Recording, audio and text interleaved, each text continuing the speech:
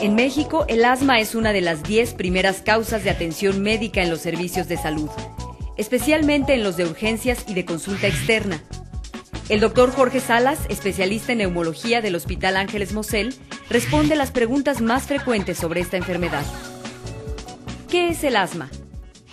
Sí, el asma es una enfermedad inflamatoria crónica de las vías respiratorias, en la que esos conductos que se van haciendo ramas por donde entra y sale el aire hacia la parte más interna de los pulmones, se inflaman y se cierran. Entonces, característicamente esta enfermedad se define como una enfermedad inflamatoria crónica de las vías respiratorias, en la que causa episodios de síntomas respiratorios, cierre de los bronquios, lo cual ocasiona cambios en la función respiratoria de los pacientes. ¿Cuáles son los síntomas? Los síntomas de asma son variables, porque van a depender básicamente de la gravedad de la enfermedad.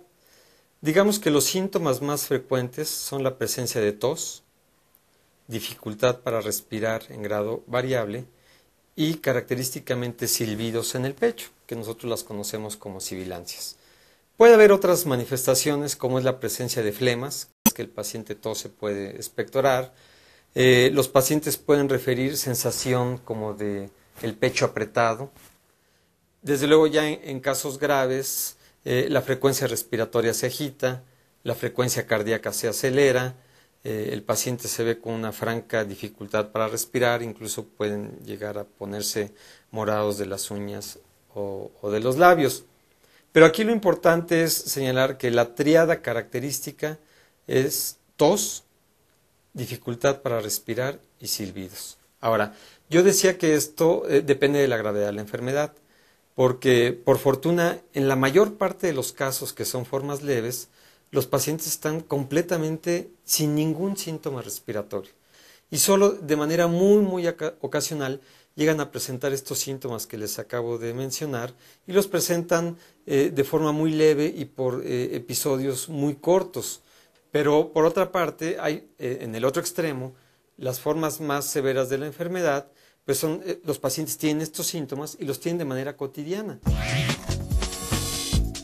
¿Cuál es la causa? La causa no se sabe. Lo que sí tenemos muy claro son factores predisponentes para esta enfermedad. Esto quiere decir que hay una clara predisposición genética. En familias en donde hay un paciente con asma, existe mayor posibilidad o mayor riesgo de que en la descendencia haya algún enfermo con este mismo problema.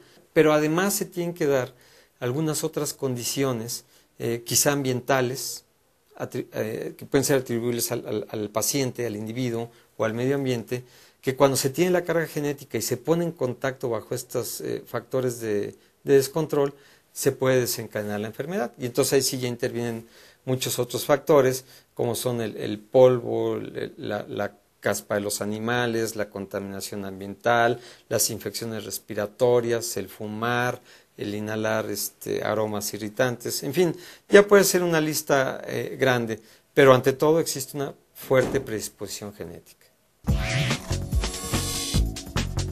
¿El asma es curable? El asma no es una enfermedad que en este momento tenga curación, pero sí es una enfermedad que puede ser totalmente controlable, al grado de que, como le comentaba, la persona puede hacer una actividad normal, puede hacer ejercicio o incluso deporte de alto rendimiento. O sea, se puede controlar al 100%. Uno no puede, en un paciente controlado, uno no puede diferenciar entre quién está enfermo y quién es sano. ¿En qué consiste el tratamiento? Idealmente es todo un programa en el que se tiene que vivir en 3 etapas. Una etapa de farmacológica, o sea, a través de medicamentos. Una etapa en que, dependiendo de cada paciente, se pueden añadir otras estrategias de tratamiento. Una etapa de prevención y una etapa de educación. Entonces, digamos, todo lo que tiene que ver con medicamentos, básicamente son dos estrategias las que empleamos. El uso, si el asma es una enfermedad en que los bronquios están inflamados, hay que dar un medicamento que los desinflame. Entonces, un grupo de medicamentos son los antiinflamatorios. Si el asma es una enfermedad que los bronquios se cierran, hay que dar un medicamento que abra los bronquios, y eso se llaman broncodilatadores. Entonces, la mejor asociación de medicamentos que hay es la de dar antiinflamatorios y broncodilatadores de acción rápida, siempre por vía inhalada.